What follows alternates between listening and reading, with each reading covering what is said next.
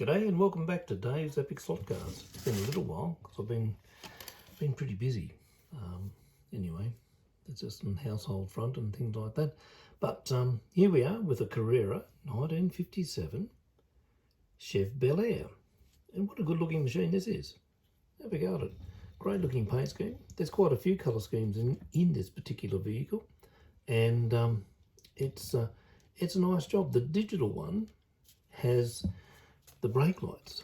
So if you look up in here, you can see the brake lights there. And apparently they have brake light flash. I'm not sure whether that's true, but that's what I've read. This is not a digital, it's just analog fella. But, you know, it's got a nice gloss finish on this one. It is a very nice looking car. Now, this particular Chev Bel Air two-door hardtop sports coupe, that's what this particular one is.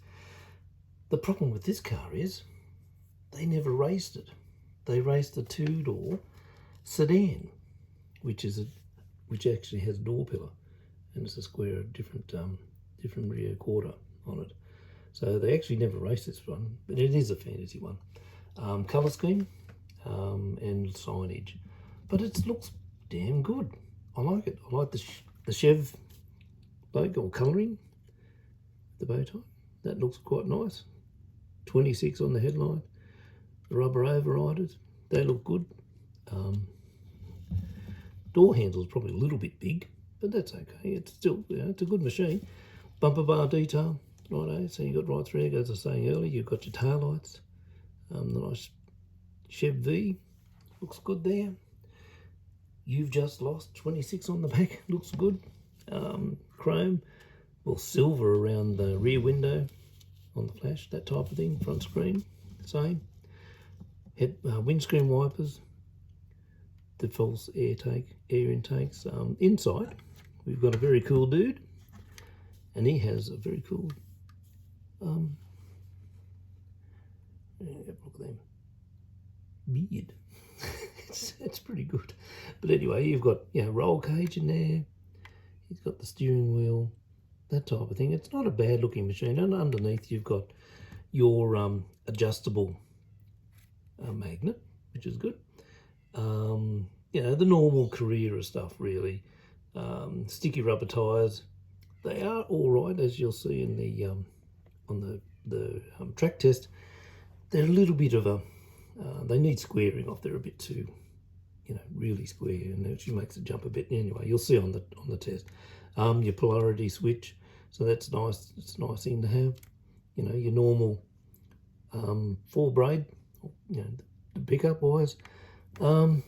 Yeah, 6 studs on the rims. I've actually found photos, and they did race on the hardtop 6 stud. Now, I did say that there should be 5 stud. Well, they are. They do race them on 5 stud back in the day, and I would think that the Plymouth would have done the same thing. So maybe they're not as wrong as it first appeared. So, but anyway, she's a good machine. It's certainly a very nice colour, but it has a nice shiny finish over it, which is good compared to the Plymouth, which was basically a satin finish. So this has got a nice gloss on it. I like the way it looks. You know, silver floor inside. It's you know, it's not a full type of interior detail. He's sort of the driver's from waist up. So and his cool yellow shirt there.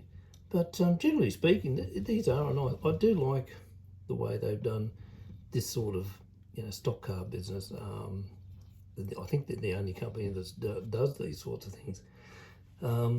It looks really nice, you know, a good set of these. But they made some other colour schemes. They wanted flames on it, so they've done like a hot rod sort of thing.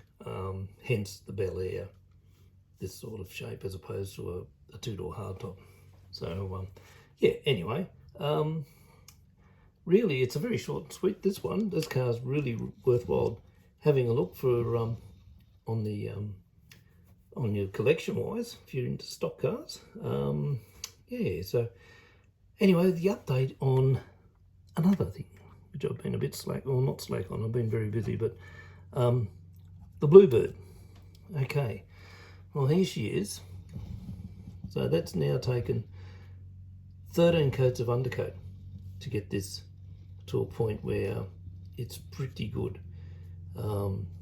before I start mixing a colour on it. So she's come up good.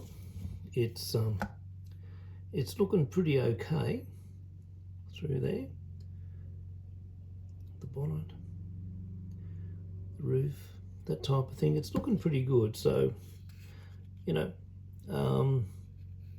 next I'll mix up a white. I'll check out the Nissan white and see what I can find, and around this era, and I'll mix it up and we'll put that on.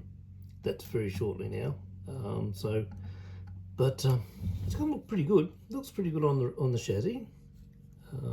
Be nice to get the proper rims for it, but that'll be later on, as I said earlier in the first video. But anyway, that's the update on it. I hadn't sort of given up on it. It's just been very busy. And anyway, so what we'll do now is we'll give the Chev a bit of a test drive. See you soon. Righto, let's give the 57 Chev a run.